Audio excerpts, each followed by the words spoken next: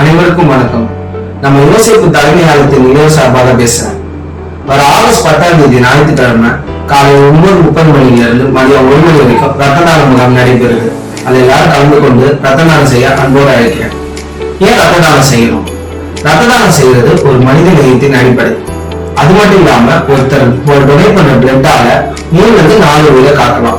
ரத்தம் கொடுக்கறதுனால உங்களுக்கு என்ன பயன் இருக்குன்னு நீங்க யோசிக்கலாம். முதலாவது, உங்க உடல் மிக ஆரோக்கியமா இருக்கும். இரண்டாவது, உங்க உடல்ல புதிய ரத்த செல்கள் உருவாகும். மூணாவது, 3 மாசத்துக்கு ஒரு தடவை ரத்தம் கொடுக்கறதுனால உங்க உடல்ல இருக்க ரத்தம் சுத்திகரிக்கப்படுறது இல்லாம உங்க உடல்ல நோய் எதிர்ப்பு சக்தி அதிகமாகுது.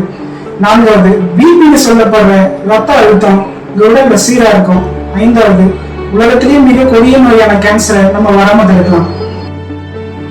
ரத்த தானம் இறைவன் மனிதனுக்கு கொடுத்த ஒரு கொடை.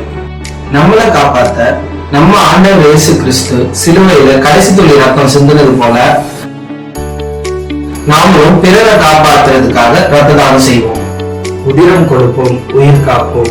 நன்றி.